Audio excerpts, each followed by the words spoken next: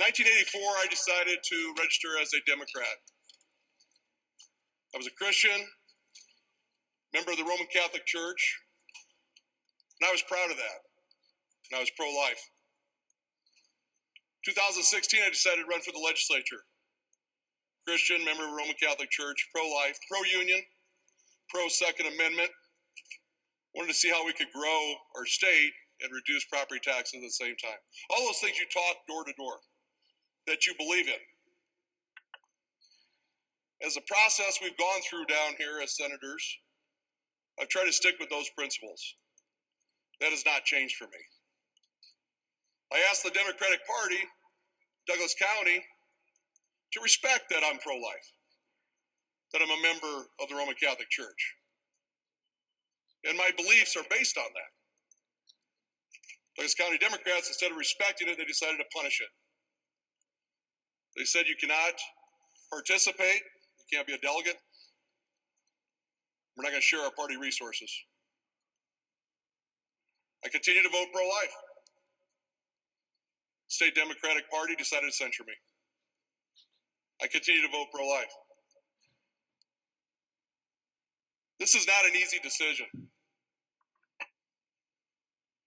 After 40 years of being a registered Democrat, having your grandfather tell you when you're 10 years old, what are we? We're Irish, we're Catholic, and we're Democrats. That kind of stuck with me.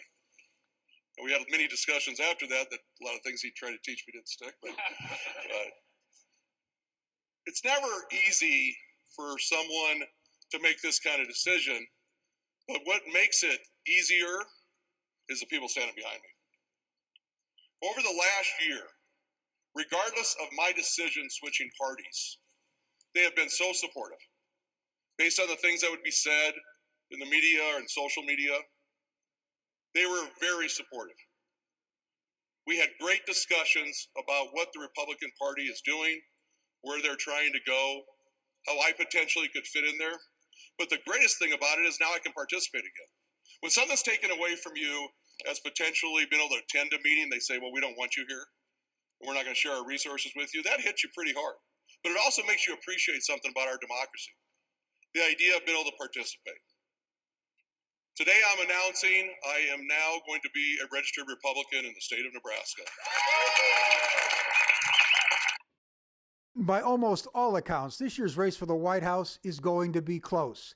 And now, one Nebraska vote is being watched closely across the country. It's one of Nebraska's 5 electoral votes. In my time as a member of the committee. And it all starts with our initial reporting that State Senator Mike McDonnell is switching parties, joining the GOP. His defection from the Democrat column reshaping the legislature, which with McDonnell now has 33 Republicans, exactly the number needed to break a filibuster, putting a bill known as winner take all in the bullseye and backed by Republican Governor Jim Pillen. Here's why. Right now, Nebraska's 5 electoral votes are divided up, 2 statewide and 1 for each of the state's 3 congressional districts. A Joe Biden win in Omaha's 2nd congressional district would hand Biden that 1 electoral vote, as it did in 2020. But going to winner take all would all but guarantee a Donald Trump clean sweep of Nebraska's 5 electoral votes.